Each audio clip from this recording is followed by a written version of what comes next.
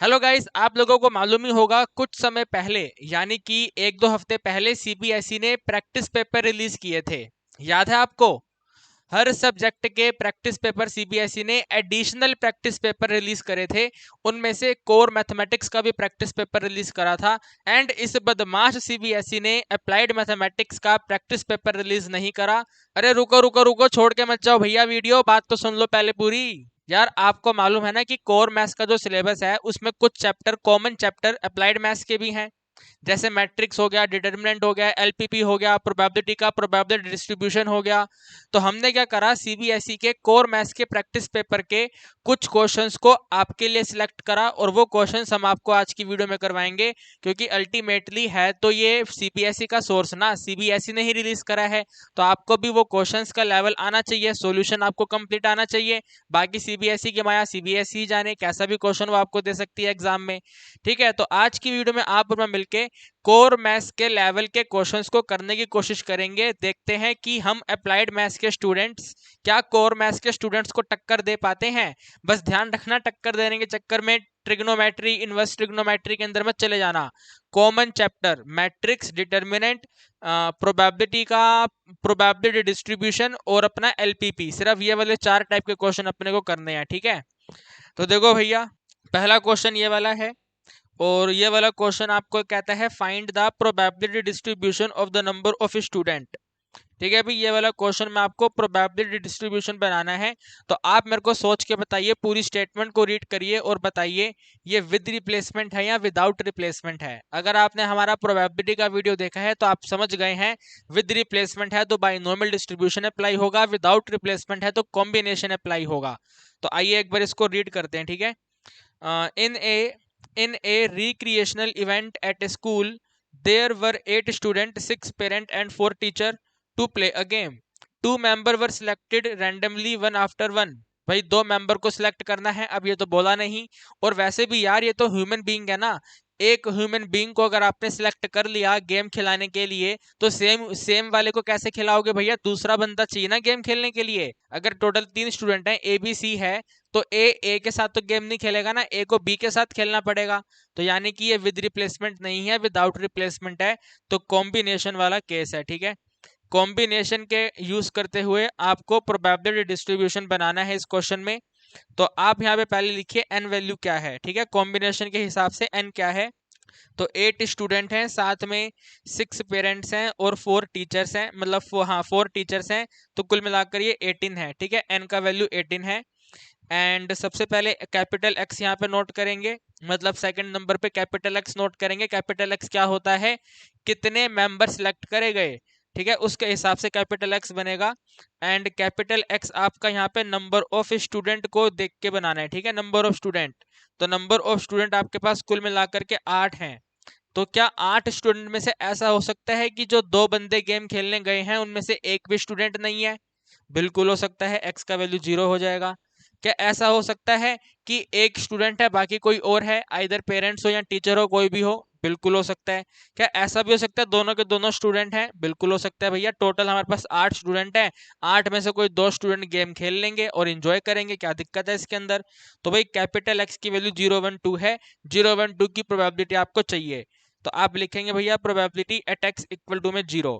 ठीक है, probability at X equal to में 0, तो 0 का मतलब है एक भी स्टूडेंट नहीं है।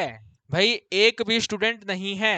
टोटल हमारे पास 8 स्टूडेंट हैं, 8 में से एक भी स्टूडेंट नहीं है, तो कौन है भैया? कौन है? बाकी के जो रिमेनिंग पेरेंट्स और टीचर हैं इनमें से कोई होगा। तो बाकी है कितने, 6 और 4 10 है, तो 10C2 डिवाइडेड बाय टोटल है ये 18, तो 18C2। क्या आप सभी को बात समझ आ रही है? भैया 2 जने जो गेम खेल रहे हैं वो स्टूडेंट नहीं है, तो स्टूडेंट नहीं है तो कोई तो होगा, तो कौन होगा? टीचर भी हो सकता है, पेरेंट भी हो सकते हैं। तो टोटल कितने हैं, 10 है, 10C2 18C2।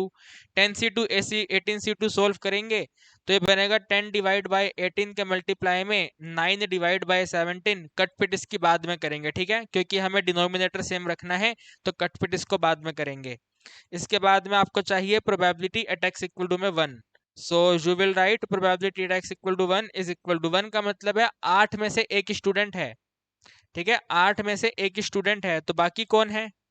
भाई एक जना गेम थोड़ी खेलेगा, एक के साथ कोई दूसरा भी तो चाहिए। तो दूसरा कौन है? बाकी के रिमेनिंग पेरेंट्स और टीचर में से कोई होगा। यानी कि रिमेनिंग 10 है, तो 10C1 और इसको डिवाइड कर देंगे, टोटली 18 है, 18C2, 8C1 10C1 18C2, 8 में से एक स्टूडेंट, 10 यानी कि पेरेंट्स और टीचर में से कोई एक, डिवाइडेड बाय 18C2। तो 8C1 8 होता है, 10C1 10 होता है, और 18C2 18 मल्टीप्लाई बाय 17 के डिनोमिनेटर में 2 होता है। ये वाला 2 ऊपर मल्टीप्लाई होगा, 8 मल्टीप्लाई बाय 10 मल्टीप्लाई बाय 2 के डिनोमिनेटर में हम 18 को मल्टीप्लाई कर देंगे 17 से। इसको आगे सॉल्व करेंगे, कटपिट अभी नहीं करना, बाद में कटपिट करेंगे, ठीक है। Last finally probability at X equal to में आपको चाहिए कितना? Probability at X equal to में 2। तो 2 का मतलब है जो दो मेंबर गेम खेल रहे हैं दोनों के दोनों स्टूडेंट हैं। तो स्टूडेंट कितने हैं? स्टूडेंट 8 है। तो आप यहाँ पे लिखेंगे 8C2, ठीक है। दोनों के दोनों स्टूडेंट हैं 8C2। 8C2 को 18C2 से डिवाइड कर देंगे। 8C2 का मतलब है 8 मल्टीप्लाई बाय 7, और 18C2 का मतलब है 18 मल्टीप्लाई बाय 17। अब इसके अंदर कटपिट करना चालू करो, ठीक है। इसमें कटपिट करना चालू करो, 2 के टेबल पे 18 वैल्यू को कट कर दो, ठीक है, सिर्फ 2 के टेबल पे। तो यहाँ पे आएगा 2 5 जा, और यहाँ पे आ जाएगा आपका 2 9 जा, ठीक है। इधर भी आपके पास आएगा 2 1 जा, और यहाँ पे ये 2 9 जा। यहाँ पे भी इधर आएगा ये 2 4 जा और 2 9 जा। बाकी और कोई वैल्यू मुझे कट होती नजर आ नहीं रही है ना, बिल्कुल और कोई वैल्यू कट नहीं हो रही है। तो इनको मल्टीप्लाई कर दो, 9 5 जा विल बी टोटल 45 के डिनोमिनेटर में 17 9 जा कितना होता है? 163 होता है ये, या 153 होता है? 9 और 6 15 होते हैं ना, 153 होता है। तो 45 के डिनोमिनेटर में 153 आ गया, ठीक है। इनको मल्टीप्लाई कर देंगे, 10 8 जा 80 के डिनोमिनेटर में 153 आ जाएगा, और 7 4 जा 28 के डिनोमिनेटर में 153 आ जाएगा, ठीक है ना। प्रोबेबिलिटी हमारे पास आ चुकी है। प्रोबेबिलिटी डिस्ट्रीब्यूशन बना लेते हैं। एक्स का वैल्यू नोट करना है, साथ में पी का वैल्यू नोट करना है। एक्स की वैल्यू 0 है, एक वैल्यू 1 है, और एक वैल्यू 2 है। 0 पर आंसर है 45 के डिनोमिनेटर में 153, ठीक है। 2 पे आंसर है 80 के डिनोमिनेटर में 153, और 2 पे आंसर है 28 के डिनोमिनेटर में 153। तो ये आपका डिस्ट्रीब्यूशन रेडी हो गया है। आप मुझे कमेंट सेक्शन में बताइए, क्या ये डिस्ट्रीब्यूशन 100% करेक्ट है? और अगर करेक्ट है तो आपने कौन सी प्रॉपर्टी का यूज करके पता करा कि हाँ ये डिस्ट्रीब्यूशन करेक्ट है, ठीक है भैया। तो एक डिस्ट्रीब्यूशन का क्वेश्चन कोर मैथ्स के प्रैक्टिस पेपर में दिया हुआ था, हमने आपको करवा दिया। उम्मीद करते हैं आपको समझ आ गया होगा, और काफी आसान है। अगर आपने हमारा प्रोबेबिलिटी का कंप्लीट लेक्चर देखा हुआ है तो 1000% आपको ये वाला क्वेश्चन देखते ही समझ आ गया होगा कि सर यस, ये वाला क्वेश्चन बहुत बहुत बहुत बहुत बहुत ईजी क्वेश्चन है। फिर देखो, ये क्वेश्चन बिल्कुल ही शानदार लेवल का क्वेश्चन है। ध्यान से इस क्वेश्चन को समझने की कोशिश करनी है आपको, ठीक है। कहते हैं भाई, एक फंक्शन है जो इस तरीके का है, ठीक है। एक फंक्शन है जो इस तरीके का है, तो इस वाले फंक्शन का अगर एंटी डेरिवेटिव करेंगे तो वो ये बनेगा, ठीक है भाई। ये वाला जो है आपको एंटी डेरिवेटिव दिया हुआ है, एंटी डेरिवेटिव यानी कि इंटीग्रेशन दिया हुआ है। तो आपने इसका इंटीग्रेशन करा तो उसका आंसर ये आ गया। यानी कि आप ऐसे लिखेंगे, इंटीग्रेशन करा हमने अगर 3 × x−1 के साथ में fx का, ठीक है, 3 × x−1 के साथ में fx dx करा, तो इसका आंसर क्या आ गया? ये वाला आ गया। तो 3 मल्टीप्लाई बाय x⁴ माइनस में 13 के डिनोमिनेटर में 3 × x⁴ के एडिशन में 3/2 और एडिशन में c, जहाँ पे c जो है वो इंटीग्रेशन का कांस्टेंट है, ठीक है। अभी बात आप समझ पाए? वेरी वेरी वेरी इंपॉर्टेंट है। ये एक फंक्शन था, इस वाले फंक्शन का एंटी डेरिवेटिव यानी कि इंटीग्रेशन करा, तो इंटीग्रेशन का आंसर ये आपको दिया हुआ है। सिंपल सी बात है। तो क्वेश्चन आपसे डिमांड करता है, बताइए f(6) क्या होगा? What is the value of f(6)? f(6) यानी कि आपको यहाँ से ये वाला fx सेपरेट चाहिए। आपको fx के आगे से ये वाला dx और ये वाला इंटीग्रेशन साइन हटाना है। तो भैया, इंटीग्रेशन और डेरिवेटिव एक दूसरे के अपोजिट होते हैं। डेरिवेटिव को हटाना होता है तो इंटीग्रेशन आता है, इंटीग्रेशन को हटाना है तो डेरिवेटिव करना पड़ेगा। तो ये वाले दोनों के दोनों साइन रिमूव होकर के यहाँ से यहाँ पे ट्रांसफर हो जाएंगे और डेरिवेटिव की टर्म्स में चले जाएंगे। तो आप यहाँ पे नोट करोगे 3 × x−1 जो है, और इसके साथ में fx वैल्यू जो है ये इक्वल है d/dx, ठीक है भाई। इंटीग्रेशन का सिंबल तो d/dx होता है ना, तो ये वाला यहाँ पे आके d/dx हो गया, बाकी वो सेम रहेगा। तो ब्रैकेट में नोट करेंगे 3 इंटू एक्स पावर 4 माइनस में 13 अपॉन में 3 के साथ एक्स पावर 3 प्लस में 3 अपॉन में 2 के साथ एक्स पावर 2 और एडिशन में सी। अब इसका डेरिवेटिव आपको करना है। जब अब इसका डेरिवेटिव करोगे तो ये बनेगा 12 इंटू एक्स पावर 3, 3 बेस पे आएगा, 3 को कट कर देगा, माइनस में 13 इंटू में एक्स पावर 2, ठीक है, 2 बीच पे बेस पे आएगा, इस वाले 2 को कट करेगा तो रिमेनिंग रहेगा प्लस में 3 इंटू में एक्स, और सी तो बेचारा कांस्टेंट है, कांस्टेंट का डेरिवेटिव 0, 0 को नोट नहीं करेंगे, ठीक है, यहाँ से x वैल्यू कॉमन आती है, रिमेनिंग होगा 12 इंटू एक्स पावर 2 माइनस में 13 मल्टीप्लाई एक्स के एडिशन में 3। Now tell me in chat section, क्या 12 3 जा 36, तो क्या 36 के फैक्टर बनते हैं कि एडिशन करने पे 13 आ जाए? तो मेरे हिसाब से 9 और 4 के हिसाब से बनेगा, 9 और 4 36, 9 और 4 ऐड करेंगे तो अपना 13 आएगा। तो यहाँ पे वैल्यू x रहेगा, यहाँ पे आप नोट करेंगे 12 एक्स पावर 2 है, 9 और 4 फैक्टर हैं, तो इसमें आप एडिशन कर देंगे 4 इंटू एक्स माइनस कर देंगे 9 इंटू एक्स, ठीक है ना, और एडिशन करेंगे 3, ब्रैकेट क्लोज करेंगे, ये x सेम रहेगा, इन दोनों में से कॉमन देखेंगे तो भैया 4x कॉमन आता है, साथ में यहाँ पे 3 इंटू एक्स के साथ प्लस 1 आता है, इनमें अगर ध्यान से देखेंगे तो माइनस में 3 कॉमन आता है, यहाँ पे 3 इंटू एक्स माइनस 1 हो जाता है, ठीक है ना भाई। गड़बड़ हो रही है यार, ये तो कहीं ना कहीं गड़बड़ हो रही है भाई। गड़बड़ क्यों हो रही है?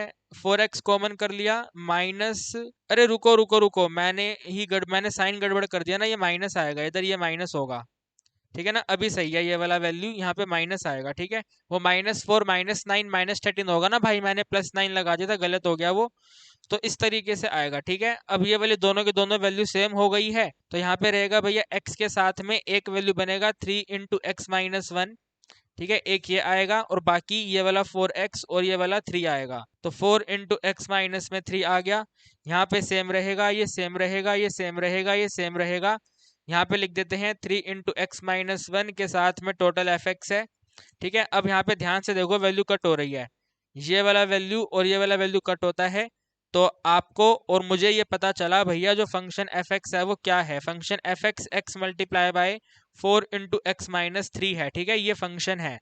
लेकिन क्वेश्चन कहता है फंक्शन नहीं बताना, f ऑफ 6 बताना है, तो यहाँ पे आपको x का वैल्यू 6 सब्सिट्यूट करना है, तो आप लिखेंगे भाई f of 6 is equal to में 6 मल्टीप्लाई बाय 6 4 जा 24 माइनस में 3, तो 6 मल्टीप्लाई बाय 21, ठीक है, यानी कि 6 2 जा 12, 6 1 जा 6, तो 126 आंसर आ गया, ठीक है, अभी 126 आंसर आ गया। Very very very basic level question, मतलब बिल्कुल ही जिद्दी लेवल तो नहीं है, लेकिन स्टिल इजी क्वेश्चन है, बनने वाला क्वेश्चन है, शानदार लेवल का क्वेश्चन है, जिसमें इंटीग्रेशन और डेरिवेटिव दोनों की इन्वॉल्वमेंट है। तो आप इसको देखिए, कहीं कोई दिक्कत है तो आप मेरे से पूछिए। अब देखो, जैसे ये वाला मैट्रिक्स चैप्टर का क्वेश्चन है, तो मैंने आपको क्या कहा था, मैट्रिक्स चैप्टर का क्वेश्चन 1000%, 1000%, 1000% 3 मार्क्स में आना है, आना है नहीं आना है, और 2 मार्क्स में भी आना है, विद चॉइस आना है, तो क्या पता यही वाला क्वेश्चन वहां पे आपको देखने को मिल जाए, ठीक है। तो क्वेश्चन क्या कहता है, द मैट्रिक्स ए जो है वो ये है, ठीक है, ये वाला मैट्रिक्स ए है, जो मैट्रिक्स ए है वो सम है सिमेट्रिक मैट्रिक्स, ठीक है, is the sum of symmetric matrix, अच्छा, सिमेट्रिक मैट्रिक्स का नाम इन्होंने बी बोला हुआ है, और स्क्यू सिमेट्रिक मैट्रिक्स का नाम इन्होंने सी बोला हुआ है, यानी कि हम जो करते थे वैल्यू ए को लिखते थे p प्लस में q, तो इन्होंने p और q ना लिख करके बोला हुआ है b और c है, ठीक है भैया। जो वैल्यू a है वो क्या है, a b और c के बराबर है, जहां पे जो b वाला वैल्यू है वो सिमेट्रिक है, और ये जो सी वाला वैल्यू है ये स्क्यू सिमेट्रिक है, ठीक है भाई, ये सी क्या है, ये स्क्यू सिमेट्रिक है, एक सिमेट्रिक है एक स्क्यू सिमेट्रिक है। तो क्वेश्चन कहता है फाइंड सी, सी की वैल्यू बताइए, यानी कि आपको ए को स्क्यू सिमेट्रिक में कन्वर्ट करना है। अब बड़े सारे बच्चे को आदत होती है कि वो पूरा फुल फ्लैश क्वेश्चन सॉल्व करने लग जाते हैं, यानी कि वो इसके अंदर बी वैल्यू भी पता करने बैठ जाएंगे, बी नहीं फाइंड करना आपको, you need to find only only only only only the value of C, यानी कि बस अपने ए को स्क्यू सिमेट्रिक में कन्वर्ट कर दो। तो स्क्यू सिमेट्रिक में कन्वर्ट करने के लिए आप यहाँ पे लिखेंगे भैया जो सी मैट्रिक्स है ये होगा 1/2 के साथ में ए माइनस में ए का ट्रांसपोज, ठीक है ना भाई, ए के साथ में ए का ट्रांसपोज माइनस करना है, तो ये 100% 2 नंबर का क्वेश्चन है, ठीक है। आप लिखेंगे value C is equal to 1/2, फिर यहाँ पे इसको ऐसे लिखा हमने और फिर यहाँ पे ऐसे मैट्रिक्स बनाया, ए वाला वैल्यू नोट करा, 6 है, 8 है, 5 है, 4 है, 2 है, 3 है, 9 है, 7 है, 1 है। ठीक है, माइनस करना है ट्रांसपोज, तो 6 8 5 ऐसे आ जाएगा, फिर 4 2 3 ऐसे आ जाएगा और 9 7 1 ऐसे आ जाएगा।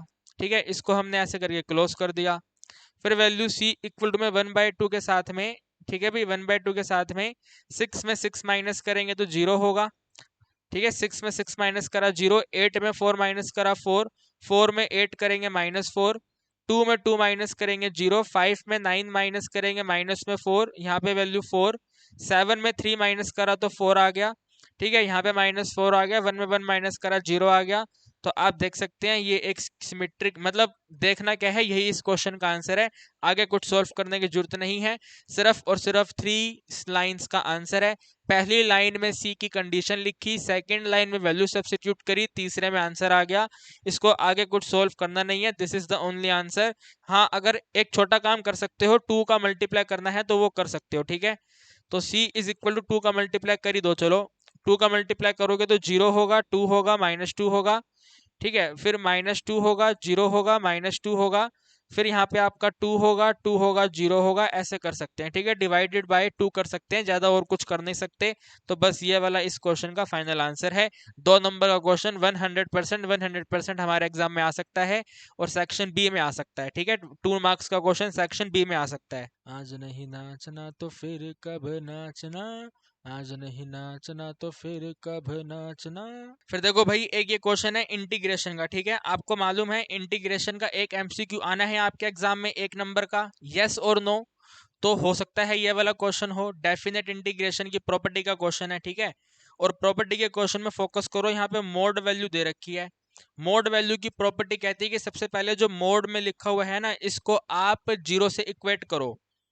तो आप लिखेंगे 4 इंटू एक्स माइनस में x पावर 2 की टोटल वैल्यू 0 है, x को कॉमन कर लेंगे तो 4 माइनस में x की टोटल वैल्यू 0 है।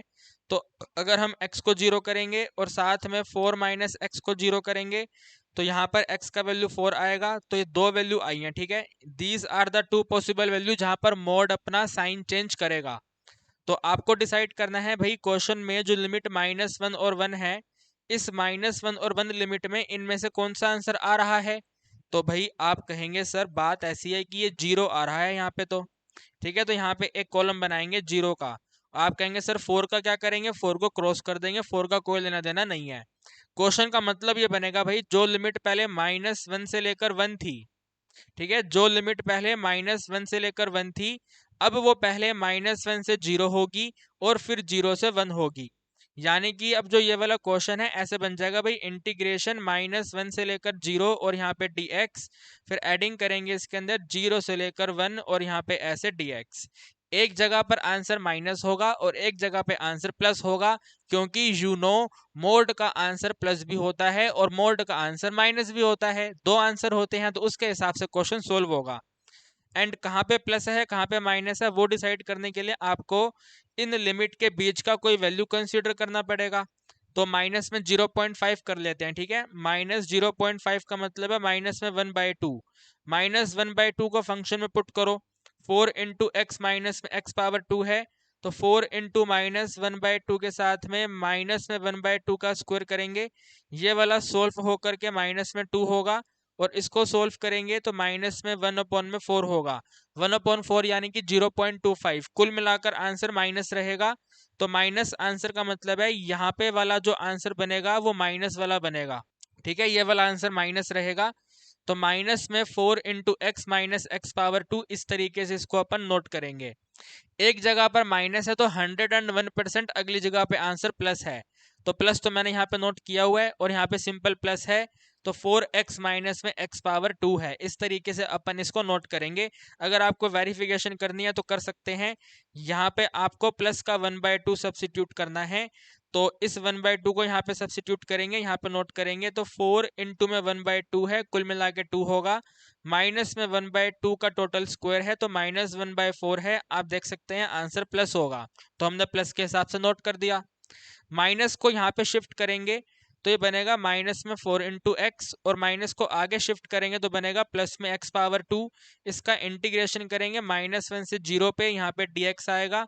फिर एडिशन 0 से लेकर 1 पे, इसका integration 4 into x minus x power 2 of dx। फटाफट स्पीड से हमें ये काम करना है, ठीक है, क्योंकि 1 नंबर का क्वेश्चन आया हुआ है, तो फटाफट स्पीड से दौड़ के काम करना है। माइनस में 4x का इंटीग्रेशन माइनस में 2x पावर 2 होगा, x क्यूब का ये जो x पावर 2 है इसका इंटीग्रेशन x पावर 3/3 होगा। लिमिट पुट करेंगे -1 से 0, पहले 0 पुट करेंगे तो 0 को लिखने की जरूरत नहीं है, नेगेटिव साइन लगाया और -1 पुट करा। यहाँ पे -1 पुट करूंगा कोई फायदा नहीं होगा, -2 रहेगा, यहाँ पे -1 पुट करूंगा -1/3 हो जाएगा। कुल मिलाकर के आंसर बनेगा प्लस का 7/3, ठीक है ना, 3 2 जा 6 और प्लस का 7/3। बाकी रिमेनिंग वैल्यू को सोल्व करेंगे, एडिशन 4x का इंटीग्रेशन 2 इंटू एक्स पावर 2, ठीक है, फिर यहाँ पे माइनस है x का integration x power 3/3, limit put करेंगे 0 और 1, यहाँ पे एडिशन करेंगे, ब्रैकेट लगाएंगे, 1 पुट करेंगे तो यहाँ पे 2 माइनस 1/3 आएगा, और 0 अगर अपन यहाँ पे सब्सिट्यूट करेंगे, ठीक है, 0 को सब्सिट्यूट करेंगे तो कोई फायदा नहीं मिलेगा, तो 0 कर दिया। 2 को यहाँ पे नोट कर देते हैं एज इट इज, -1/3 है। इन दोनों को सोल्व करेंगे तो 2 के एडिशन में बनेगा 6/3, 6/3 होता है 2, 2 और 2 होगा 4, 4 बोले तो ऑप्शन नंबर डी आंसर है, ठीक है भैया, 4 बोले तो ऑप्शन नंबर डी आंसर है। इस वाले क्वेश्चन को थोड़ी फुर्ती से, स्पीड से क्वेश्चन को सोल्व करना पड़ेगा, तब जाकर हमारी बात बनेगी, ठीक है, समझ पा रहे हो भैया बात को। फिर देखो भैया एक ये क्वेश्चन आया है, ठीक है, ये भी इंटीग्रेशन का ही है और एरिया अंडर द कर्व का क्वेश्चन है। आप लोगों को याद होगा आपके सैंपल पेपर में भी एरिया अंडर द कर्व का क्वेश्चन दिया हुआ है, याद है आपको शेडिंग पोर्शन वाला, जिसमें बताना था कि शेडिंग पोर्शन कौन से ऑप्शन के एरिया से मैच होता है। तो इस बार यहाँ पे इस वाले क्वेश्चन में आपको कंप्लीट एरिया ही बताना है। तो आप इस क्वेश्चन को करने के लिए पहले डायग्राम बनाएंगे। डायग्राम में y equal to 4x power 2 है, तो x पावर 2 होने की वजह से, ठीक है, x पावर 2 होने की वजह से ऐसे बनेगा ये वाला, ठीक है, ऐसे बनेगा ये वाला, और नोट कर देंगे y इज इक्वल टू में 4 इंटू एक्स पावर 2। अब यहाँ पे आपको दो वैल्यू दे रखी है -1 और -2, तो भैया -1 की वैल्यू ये मान लो x इक्वल टू -1, और ये वाला मान लो x इक्वल टू में -2 है, ठीक है, तो x इक्वल टू -1 -2 कर्व और x एक्सिस, देखो यहाँ पे ध्यान से देखो, इधर ये x एक्सिस लिखा हुआ है, तो x एक्सिस ये वाली है, ठीक है, this is the x axis, ये वाली आपका पैराबोला कर्व है, ठीक है, और बाकी ये दोनों की दोनों लाइनें हैं। तो ये वाला टोटल एरिया जो बन रहा है ना, ये वाला एरिया आपको पता करना है क्या बनेगा। तो आप लिखेंगे भैया ये जो एरिया होगा A4 एरिया इक्वल टू में इंटीग्रेशन -2 से स्टार्ट करेंगे -1 तक जाएंगे, -2 से -1, x एक्सिस का यूज कर रहे हैं तो यहाँ पे dx आएगा, एंड क्योंकि dx आया है तो वैल्यू ऑफ y आएगा, ठीक है, यहाँ पे वैल्यू ऑफ y आएगा। तो A4 एरिया इक्वल टू में -2 से लेकर -1, वैल्यू ऑफ y ये है, तो 4 इंटू एक्स पावर 2 के साथ में dx करेंगे तो बनेगा 4 इंटू एक्स पावर 3 के डिनोमिनेटर में 3, और लिमिट पुट करेंगे -2 से -1, ठीक है भाई, लिमिट पुट करेंगे -2 से -1। 4/3 को अलग कर लेंगे, सबसे पहले -1 पुट करेंगे तो -1 रहेगा, -1 की पावर 3 1 ही तो होती है, और फिर माइनस करेंगे, -2 पुट करेंगे तो -8 आएगा। ध्यान से सुनो मेरी बात को, -2 पुट करेंगे तो -8 आएगा, और माइनस माइनस कट के ऐसे हो जाएगा ये वाला, 8 और 1 माइनस करेंगे तो 7 होगा, 7 के साथ में 4/3 है, 28/3 वैल्यू बनी है। 28/3 को आप 9 1/3 लिख सकते हो, और जो 1/3 है वो 0 पॉइंट में 99 हो जाएगा, ठीक है, मतलब 0.99 ऐसे ऐसे आएगा। तो ये वाला आंसर आप देखो इन इन ऑप्शन से किससे मैच होता है, और आपको बताना है which of the following the closest, सबसे क्लोजेस्ट कौन सा है। तो 9.9 में सबसे क्लोजेस्ट तो 9 है, ठीक है ना, सबसे क्लोजेस्ट तो 9 है। आप कहेंगे सर 9.9 को तो 10 कर सकते हैं, लेकिन यार 10 तो यहाँ पे है ही नहीं ना अपने पास, अगर 10 नहीं है तो फिर 9 पे टिक करना पड़ेगा, 12 तो नहीं कर सकते ना, 12 तो बहुत बड़ा नंबर हो गया, या तो 9 या तो 10, दोनों एक साथ आपको ऑप्शन में नहीं देगा, यहाँ तो 9 देगा या 10 देगा, 9 दिया हुआ है 9 पे टिक कर दिया, 10 होता 10 पे टिक कर देते, 12 पे टिक नहीं करेंगे, 12 तो बहुत बड़ा नंबर हो गया, ठीक है, मेरी बात समझ पा रहे हो आप, very very good, thank you, answer आ गया है 9.99। देखो यार फिर एक ये क्वेश्चन है, काफी आसान क्वेश्चन है, काफी आसान क्वेश्चन, आपको बताना है कौन सी डिफरेंशियल इक्वेशन, इन चार में से कौन सा डिफरेंशियल इक्वेशन में ऑर्डर 2 है और डिग्री 3 है, ठीक है ना। ऑर्डर 2 डिग्री 3 आपको बताना है कौन से डिफरेंशियल इक्वेशन में।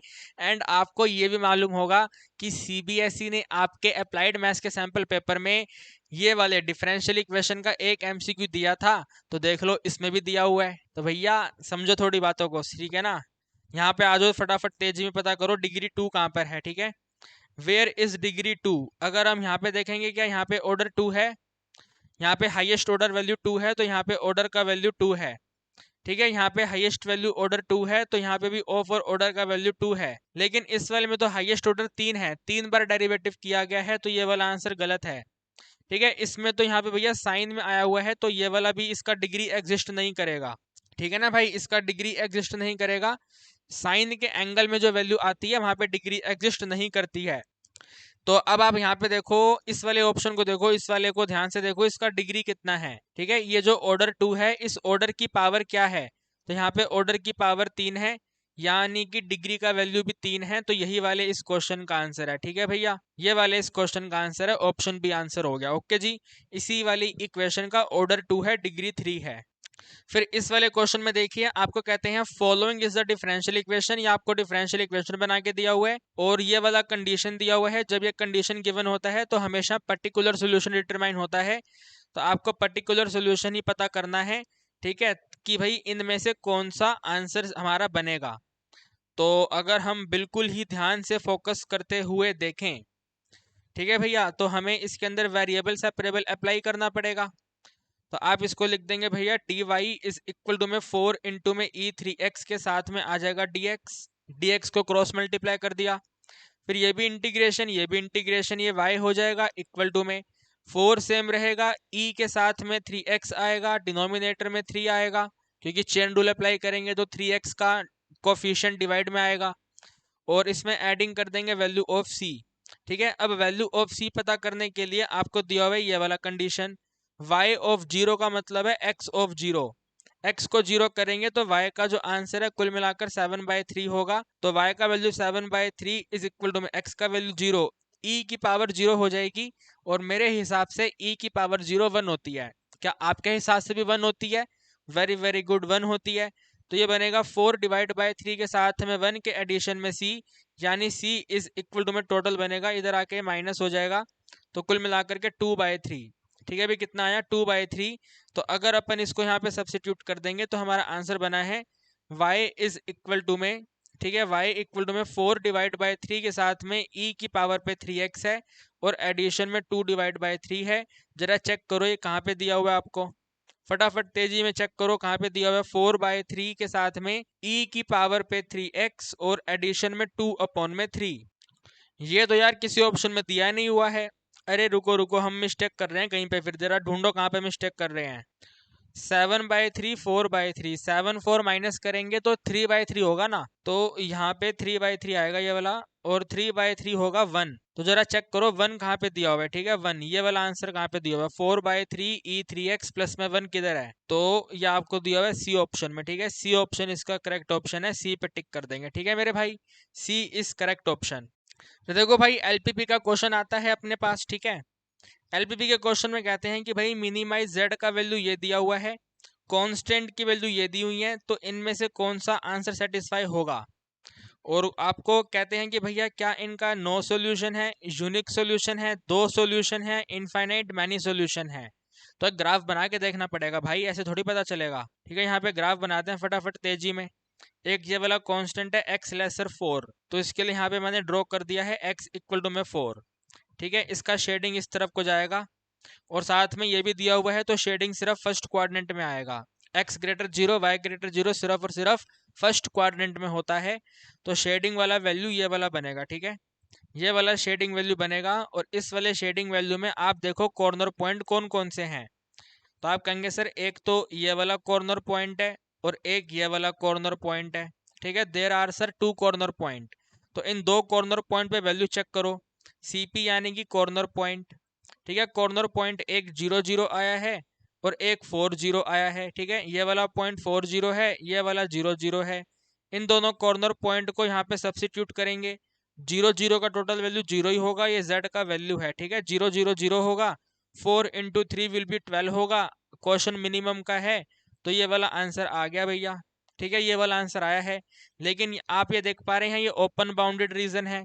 ओपन बाउंडेड रीजन में क्या होता है, अपने को इसका ग्राफ बनाना होता है। तो 3 इंटू एक्स के एडिशन में 2 इंटू वाई है और स्मॉलर करेंगे 0। मिनिमम का क्वेश्चन है, मिनिमम का मतलब स्मॉलर साइन के साथ में 0। तो इसकी अपने को अब इक्वेशन बनानी है। तो इनको बारी बारी करके मतलब एक दो पॉइंट पता कर लो। ठीक है, अगर एक्स को 0 करेंगे वाई भी 0 होगा। एक पॉइंट और पता कर लो। ठीक है, एक पॉइंट और पता कर लो। अगर हम इसके अंदर एक्स की वैल्यू 6 करते हैं, ठीक है, एक्स की वैल्यू 6 करते हैं तो 3 इंटू में 6 होगा और एडिशन में 2 इंटू वाई है इक्वल टू में 0 होगा।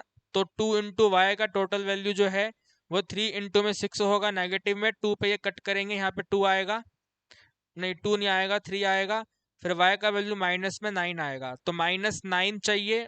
और कितना था यहाँ पे, y का वैल्यू -9 आ गया और हमने x का वैल्यू कितना 6 पुट करा था, -6 और 9। प्लस का 6 और 9 किधर आएगा यार, अब प्लस का 6 और माइनस का 9। x की वैल्यू प्लस है, y की वैल्यू माइनस है, नीचे की तरफ आएगी, मान लेते हैं यहाँ पे आएगी। तो ये वाला ऐसे बनेगा, ठीक है, ये वाला ऐसे बनेगा।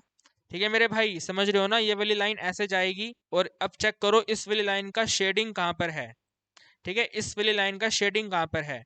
शेडिंग करने के लिए यहाँ पे आप ये वाला पॉइंट चेक कर लो। 0 0 चेक नहीं कर सकते क्योंकि 0 0 तो लाइन के ऊपर है, तो कोई दूसरा पॉइंट लेना पड़ेगा। तो ये वाला पॉइंट ले लो, ये वाला पॉइंट बनेगा -1 और 0। ठीक है, -1 और 0 सब्सिट्यूट करो। ठीक है, इस वाली इक्वेशन में -1 0, तो 3 इंटू 1 -1 और 0 को 0 लिखने की जरूरत नहीं है, तो -3 लेसर 0। ये तो ट्रू हो गया। ट्रू होने का मतलब है शेडिंग इस तरफ को आएगा, नीचे की तरफ शेडिंग जाएगा। तो भैया जो रेड वाला शेडिंग है ब्लैक वाले शेडिंग से मैच नहीं होता। आप समझ पा रहे हो ना यार, अनबाउंडेड रीजन की कंडीशन अप्लाई करके देखना पड़ेगा इसके अंदर। ठीक है ना, तो जो रेड वाला पोर्शन है, ये वाला जो रेड वाला शेड है ब्लैक वाले शेड पे नहीं जा रहा। इसका मतलब जो हमने डिटरमाइन किया था ये वाला आंसर 100% सही है और ये एक ही सॉल्यूशन है। ठीक है, it has only one solution जो कि है 0। तो वन सॉल्यूशन जो कि 0 है यानी कि यूनिक सॉल्यूशन है। ऑप्शन नंबर बी पे टिक मार देंगे। ठीक है भाई, ऑप्शन नंबर बी पे टिक मार देंगे। थोड़ा सा कैलकुलेटिव है लेकिन करना पड़ेगा यार। ठीक है ना, सीबीएसई सैंपल पेपर का है, मैंने अपने आप से नहीं बनाया है, तो करना पड़ेगा, आपको सीखना पड़ेगा। जो एलपीपी की कंडीशन आपने सीखी है वो सारी कंडीशन इसके अंदर अप्लाई होएगी। ठीक है मेरे भाई, बात समझ पा रहे हो। वेरी वेरी गुड, शाबाश, यूनिक सॉल्यूशन आंसर आ गया इसका। फिर देखो भैया, एक एलपीपी का ये वाला फुल फ्लैश क्वेश्चन है, यानी कि 5 नंबर वाला क्वेश्चन है ये। ठीक है, तो देखो क्या कहता है ये क्वेश्चन।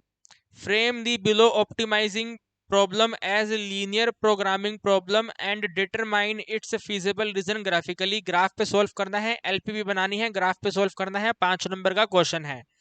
तो कहते हैं भैया भवानी सिंह जो है एक फार्मर है और फार्मर डिसाइड करता है to raise hens and cow to make some extra money apart from his agriculture income. जो फार्मर है वो कृषि का काम करके तो पैसे कमाता है, एग्रीकल्चर इनकम कमाता है, लेकिन एक्स्ट्रा इनकम जनरेट करने के लिए हैन और काऊ का पालन पोषण करना चालू करता है। तो अब ये सब करने में क्या होता है, आप यहाँ पे देखो आगे क्या कहते हैं। He wants to raise no more than 16 animals। 16 animal से ज्यादा का ये रख रखाव नहीं कर सकता। इंक्लूडिंग नो मोर देन 10 हैन, जिनमें से 10 हैन से ज्यादा का रख रखाव नहीं हो सकता। On an average it will cost him 25 रुपए और 75 रुपए एक दिन टू रेज 1 हैन और 1 काओ। वन हैन का रख रखाव करने में 25 रुपए लगते हैं और काव का रख रखाव करने में टोटल मिला के 75 रुपए लगते हैं। He will make on an average profit of 12 रुपए एंड 40 रुपीज। 12 रुपए का प्रॉफिट होता है भाई को हैन पर और काव पर होता है 40 रुपीज का। अगर इसका टोटल बजट 900 रुपीज है तो जरा बताइए कितने ईच टाइप के एनिमल को रख रखाव किया जाए सो डैट इसका प्रॉफिट मैक्सिमम हो जाए। तो आप यहाँ पे मान लो जो नंबर ऑफ हैन है, ठीक है मेरे भैया, जो नंबर ऑफ हैन है वो x है एंड जो नंबर ऑफ काउ है वो y है। ठीक है, नंबर ऑफ काउ y है। मैक्सिमाइज z, फटाफट तेजी में करेंगे। मैक्सिमाइज z, प्रॉफिट फंक्शन बनाना है, प्रॉफिट वाली वैल्यू चाहिए। तो प्रॉफिट वाली वैल्यू आपके पास इधर से आएगी। 12 रुपए का प्रॉफिट है, 40 रुपए का प्रॉफिट है। ठीक है ना भैया, 12 रुपए का प्रॉफिट है और 40 रुपए का प्रॉफिट है। तो आप यहाँ पे नोट करेंगे maximize of z। Maximize of Z equal to में 12 का प्रॉफिट है और 40 का प्रॉफिट है। 12 का प्रॉफिट हैन पे था, आपने हैन टोटल एक्स माने हैं, तो 40 12 इंटू एक्स टोटल प्रॉफिट बनेगा। काउ को हमने वाई माना था और काउ से होने वाला प्रॉफिट टोटल 40 है, तो 40 इंटू वाई आएगा। ठीक है ना, 40 इंटू वाई आएगा, एडिशन आएगा, सारा कुछ यहाँ पे डेटा इरेज हो गया। मैं दोबारा लिख देता हूँ। नंबर ऑफ हैन जो है हमने इनको एक्स माना था, नंबर ऑफ काउ जो है इनको हमने वाई माना है, फिर मैक्सिमाइज जेड जो है, ठीक है, मैक्सिमाइज जेड ये वाला आ गया, बल्कि मैंने यहाँ पे लिखा भी हुआ है, मैक्सिमाइज जेड जो है वो ये वाला आ गया। ठीक है, 12x और 40y। अब यहाँ पे सब्जेक्ट टू कॉन्स्टेंट। ठीक है भैया, सब्जेक्ट टू कांस्टेंट, तो पहली कांस्टेंट आपने कॉस्ट से रिलेटेड बातें पढ़ी थी। देखो 900 रुपए का खर्चा करेगा और 900 रुपए का खर्चा करने के लिए 25 रुपए लगते हैं हैन को रख रखाव करने में, 75 रुपए लगते हैं काओ को रख रखाव करने में। तो आपने टोटल एक्स हैन को रख रखाव करा है, यानी कि इस भाई ने, भवानी सिंह ने टोटल एक्स हैन को रख रखाव करा है। तो 25 के हिसाब से टोटल खर्चा बनेगा 25 इंटू एक्स, और 75 के हिसाब से 75 इंटू वाई, इनको ऐड करेंगे तो ये वाला यहाँ तो टोटल 900 हो जाए, क्योंकि 900 से अधिक तो खर्चा हो नहीं सकता। तो आइदर 900 हो या 900 से कम हो, पहली इन इक्वेशन आ गई। फिर हमने स्टार्टिंग में पढ़ा था टोटल 16 से अधिक एनिमल को रख रखाव नहीं करेगा। तो अधिक रख रखाव x प्लस में y जो है आइदर ये 16 होगा या 16 से कम होगा। 16 से ज्यादा एनिमल का रख रखाव नहीं हो सकता। साथ में आपने पढ़ा था नो मोर देन 10 हैन, 10 मुर्गियों से अधिक रख रखाव नहीं होगा। यानी मुर्गी एक्स है तो एक्स की वैल्यू जो है वो या तो 10 होगा या 10 से कम होगा। ये तीन आपकी इन इक्वेशन है। लास्ट में एक्स और वाई का वैल्यू ग्रेटर इक्वल 0 होगा, नॉन नेगेटिविटी कांस्टेंट। एलपीपी आपकी रेडी होगी है, ग्राफ आपको बनाना है और देख लेना है कि मैक्सिमम प्रॉफिट कौन से पॉइंट पे आ रहा है। ग्राफ मैं आपको दिखा देता हूँ, देखो ये ग्राफ है। ठीक है, दिस इज द ग्राफ, बिल्कुल शानदार ग्राफ आया है। ये वाला पोर्शन कॉर्नर पॉइंट है, ये वाला पॉइंट कॉर्नर पॉइंट है, ये वाला पॉइंट कॉर्नर पॉइंट है, ये वाला पॉइंट कॉर्नर पॉइंट है, ये वाला पॉइंट कॉर्नर पॉइंट है। इन सभी कॉर्नर पॉइंट पर चेक कर लेना मैक्सिमम प्रॉफिट कितना आता है, वो आपके क्वेश्चन का आंसर हो जाएगा by using corner point method. I hope you are getting my point. Okay, समझ पा रहे हो आप मेरी बात को? वेरी वेरी गुड, शाबाश। तो हम अब एक काम करते हैं, आपको सैंपल पेपर दिखा देते हैं कहाँ से मैंने डाउनलोड करा है, सो डैट आप ना बाकी सब्जेक्ट के पेपर्स को डाउनलोड करके अपनी तरफ से प्रैक्टिस कर सको। मैथ्स का तो मैंने करवा दिया, बाकी अकाउंट्स हो गया, बीएसटी हो गया, जो एग्जाम आपके अभी नहीं हुए हैं उनको जाकर के डाउनलोड करके उनकी प्रैक्टिस कर लेना। ठीक है, तो इसके लिए अपने को चलना होगा गूगल क्रोम पर। भैया देखो जी, आ गए गूगल क्रोम पे। आपको मेरा माउस कर्सर नजर आ रहा है? अरे हाँ या ना तो बता दो, आ रहा है? चलो वेरी गुड। यहाँ पे आप नोट करो। ठीक है, इधर आप यहाँ पे लिखो सीबीएसई एकेडमिक। ठीक है, सीबीएसई एकेडमिक पहले पे क्लिक कर दो। ठीक है, पहले पे क्लिक करने पे ये आ रहा है क्वेश्चन बैंक जो लिखा हुआ आ रहा है, क्वेश्चन बैंक। क्वेश्चन बैंक पे ये एडिशनल प्रैक्टिस पेपर, ठीक है, एडिशनल प्रैक्टिस पेपर पे जाओ और ये देखो यहाँ पे ये लिखा गया ना 22-23। ठीक है मेरे भाई, 22-23 accounts, bio, BST, chemistry, eco, English, geography, Hindi, history. हमने इसमें मैथ्स का डाउनलोड करा। ठीक है, प्रैक्टिस पेपर मैथ्स का और मार्किंग स्कीम तो हमने डाउनलोड करा। तो ये वाले में से जो आपके एग्जाम में क्वेश्चन आ सकते हैं ना, वो मैंने आपको करवाए हैं। ठीक है मेरे भाई, जो जो क्वेश्चन आपके एग्जाम में बन सकेंगे वो हमने आपको करवा दिए हैं इस वाली वीडियो में। देखो आपने नोटिस करा होगा, एक हमने आपको ये 7 नंबर वाला ये वाला क्वेश्चन करवाया, 8 नंबर वाला क्वेश्चन करवाया। ठीक है, इसके नीचे आप देख पा रहे हैं 9 नंबर वाला डिग्री वाला क्वेश्चन करवाया। तो बिल्कुल जेन्युइन सोर्स है, तो बिल्कुल जेन्युइन सोर्स है, मैंने अपनी मर्जी से कुछ भी नहीं करवाया है, इसी में से आपको सॉल्व करवाया है। इवन अब आपको इसे डाउनलोड करने की भी जरूरत नहीं है। ठीक है, आप अब यहाँ पे आकर के वापस रिमेनिंग सब्जेक्ट का डाउनलोड कर लो, जैसे अकाउंट्स हो गया, बीएसटी हो गया, इको हो गया, तो इनको डाउनलोड कर लो। ठीक है, डाउनलोड करने के लिए करना कुछ नहीं है, बस इस पे क्लिक कर देना ऐसे करके। ठीक है, ऐसे क्लिक करोगे, अगर डेस्कटॉप पे ओपन कर रहे हो तो ऐसे क्लिक करोगे, उसके बाद ये वाला जो साइन है इस पे आप ओके कर दोगे। ये पूछेगा कहाँ पे सेव करनी है फाइल को, वहां पे सेव कर लेना, डाउनलोड हो जाएगा। और फोन में ऐसा कुछ नहीं पूछेगा, फोन में डायरेक्ट डाउनलोड हो जाएगा। ठीक है भैया, तो ये आप डाउनलोड कर लो और फिर इनको अपना प्रैक्टिस करना चालू करो। ठीक है, net new profit sharing ratio क्या है तो बता देना भैया, न्यू प्रॉफिट शेयरिंग रेशो क्या है। ठीक है ना, यहाँ से आप प्रैक्टिस कर लो क्वेश्चन। ओके, समझ पा रहे हो बात को? तो इसको क्लोज करते हैं अपन अब। सो गाइस, वीडियो हमारा यहीं पे फिनिश होता है, और जाने से पहले वीडियो को अपने दोस्तों के साथ शेयर जरूर कर देना। 100% शेयर कर देना भाई, थोड़ा उनका भी तो बेनिफिट करवा दो। ठीक है, वीडियो को शेयर कर दो और इस वाले क्वेश्चन में कॉर्नर पॉइंट मेथड अप्लाई करके पता कर लेना कि कौन सी एक्स की वैल्यू पर वाई की वैल्यू पर मैक्सिमम प्रॉफिट जनरेट हो रहा है। तो आज की वीडियो में इतना ही, मुलाकात करेंगे आपसे एक और नई वीडियो में।